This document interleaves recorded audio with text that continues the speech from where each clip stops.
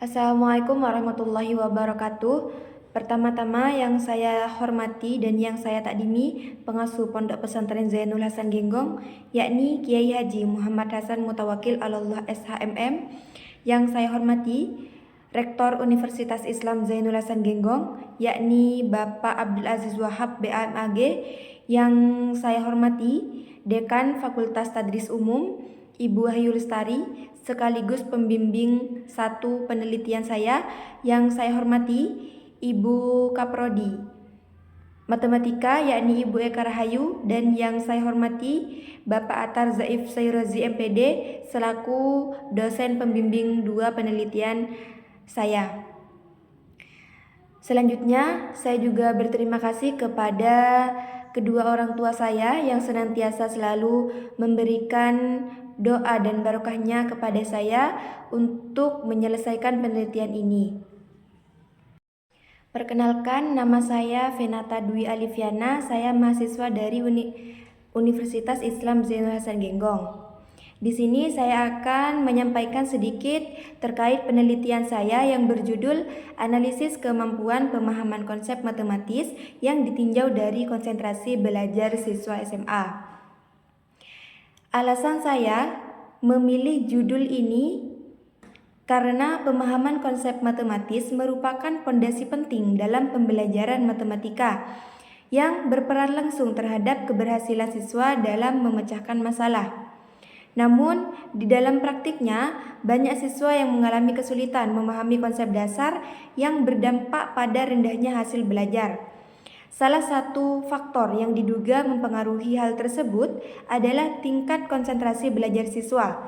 Dengan meninjau hubungan antara konsentrasi belajar dan kemampuan pemahaman konsep matematis, diharap dapat memperoleh pemahaman yang lebih mendalam mengenai faktor-faktor internal yang mempengaruhi pembelajaran matematika, serta memberikan kontribusi terhadap strategi pembelajaran yang lebih efektif di tingkat SMA. Di sini, sebelum ke pembahasan latar belakang, ditemukan beberapa research gap dari penelitian latar belakang, yaitu yang pertama, minimnya penelitian kualitatif yang mengaitkan kemampuan pemahaman konsep matematis dengan konsentrasi belajar siswa. Yang kedua, belum banyak penelitian terkini khususnya di tahun 2020 sampai 2024 yang menggali indikator pemahaman konsep matematis siswa sekolah menengah atas di materi SPLDV. Yang ketiga yaitu keterkaitan antara konteks spiritual atau nilai-nilai Al-Quran sebagai sumber ilmu dan praktek pembelajaran di dalam matematika. Selanjutnya di latar belakang yaitu pemahaman konsep merupakan kemampuan mendalam untuk memahami, menjelaskan, dan menggunakan konsep dalam berbagai bentuk representasi matematis. Pemahaman konsep matematis merupakan salah satu kompetensi penting yang harus dimiliki oleh peserta didik di dalam pembelajaran matematika. Tanpa pemahaman konsep yang baik, siswa hanya akan menghafal rumus tanpa mengetahui makna dan penerapannya. Yang kedua yaitu konsentrasi belajar yang dikaitkan di dalam pemahaman konsep. Di sini, konsentrasi belajar merupakan kemampuan individu untuk memfokuskan perhatian sepenuhnya pada materi yang sedang dipelajari dengan mengesampingkan berbagai hal internal maupun eksternal dalam pembelajaran matematika. Permasalahan utama yang muncul di dalam latar belakang penelitian ini adalah rendahnya kemampuan pemahaman konsep matematis siswa, khususnya pada materi SPLDV, yang diduga dipengaruhi oleh tingkat konsentrasi belajar mereka. Oleh karena itu, penelitian ini bertujuan untuk mendeskripsikan kemampuan pemahaman konsep matematis siswa ditinjau dari konsentrasi belajar, sehingga dapat ditemukan informasi yang bermanfaat dan merancang strategi pembelajaran yang lebih efektif dan responsif terhadap kondisi psikologis peserta didik. Selanjutnya yaitu rumusan masalah. Di dalam penelitian ini ditemukan dua rumusan masalah, yaitu yang pertama, bagaimana konsentrasi belajar siswa mempengaruhi pemahaman konsep matematis mereka. Yang kedua yaitu faktor-faktor apa saja yang mempengaruhi konsentrasi belajar siswa dalam pembelajaran matematika itu sendiri. Selanjutnya yaitu tujuan penelitian. Untuk mengetahui bagaimana deskripsi analisis kemampuan pemahaman konsep matematis dan konsentrasi belajar didik itu sendiri. Yaitu itu tujuan penelitian yang pertama. Yang kedua, untuk mengetahui bagaimana kemampuan pemahaman konsep matematis peserta didik ditinjau dari konsentrasi belajar peserta didik itu sendiri. Selanjutnya yaitu manfaat penelitian. Yang pertama yaitu adalah manfaat penelitian teoritis. Hasil penelitian ini diharapkan dapat menambah wawasan ilmu pengetahuan tentang pemahaman konsep matematis yang ditinjau dari konsentrasi belajar siswa. Yang kedua yaitu manfaat praktis dari penelitian analisis ini, yaitu bagi peneliti, dari hasil penelitian ini dapat dijadikan referensi atau bahan bacaan ketika akan melakukan penelitian dengan permasalahan yang serupa. Bagi penelitian yang lain, hasil penelitian ini dapat menjadi acuan ketika hendak mengkaji lebih dalam lagi tentang penelitian yang serupa serta dapat memperoleh pandangan dari penelitian ini. Selanjutnya, dari penelitian yang saya ambil juga ada beberapa penelitian terdahulu, seperti judul yang pertama yaitu pengaruh konsentrasi belajar terhadap pemahaman konsep matematis siswa. Yang kedua, strategi pembelajaran berbasis pemahaman konsep matematis, yaitu oleh Yanti pada tahun 2018. Yang ketiga, hubungan konsentrasi dan motivasi belajar terhadap prestasi matematika.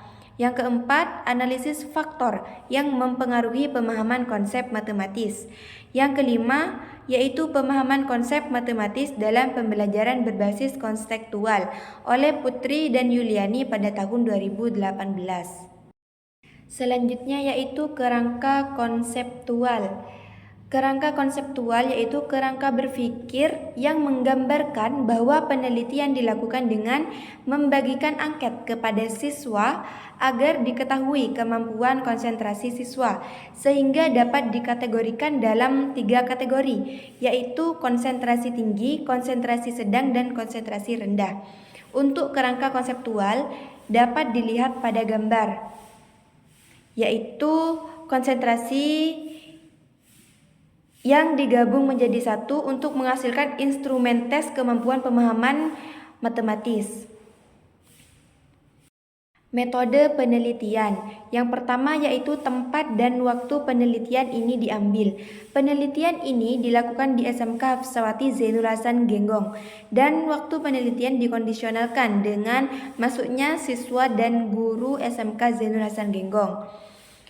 Untuk subjek penelitian dari penelitian ini adalah siswa-siswi SMK Hafsawati Zainul Hasan Genggong, khususnya kelas 11A keperawatan. Selanjutnya yaitu metode penelitian khususnya data. Dari data diambil dari lembar jawaban soal tes yang diberikan. Hasil tes siswa dalam menyelesaikan soal sistem persamaan linear 2 variabel. Yang kedua yaitu hasil wawancara antara peneliti dengan siswa setelah siswa menyelesaikan soal tes guna memperoleh informasi lebih lanjut. Yang keempat yaitu teknik pengumpulan data dalam penelitian ini. Teknik pengumpulan data dilakukan dengan observasi atau pengamatan, interview atau wawancara, dan dokumentasi dari pengambilan penelitian di hari itu. Dari semua teknik yang digunakan dalam pengumpulan data, kata-kata dan tindakan merupakan data utama bagi peneliti, sedangkan data lainnya merupakan data pendukung untuk penelitian ini. Selanjutnya yaitu metode penelitian teknik analisis data dalam penelitian ini. Yang pertama yaitu ada reduksi data. Reduksi data merupakan bagian dari analisis yang menajamkan, menggolongkan, mengarahkan, membuang, dan tidak perlu dengan mengordinasi data. Selanjutnya yaitu penyajian data. Penyajian yang dimaksud adalah sekumpulan informasi tersusun yang memberi kemungkinan adanya penarikan simpul dan pengambilan tindakan. Yang terakhir yaitu kesimpulan atau verifikasi. Langkah ketiga dari analisis data kualitatif adalah penarikan simpul dan verifikasi data penelitian. Mungkin sekian dari penjabaran penelitian saya pribadi. Mungkin jika ada kekurangan bisa dimaklumi, kurang lebihnya mohon maaf. Wassalamualaikum warahmatullahi wabarakatuh.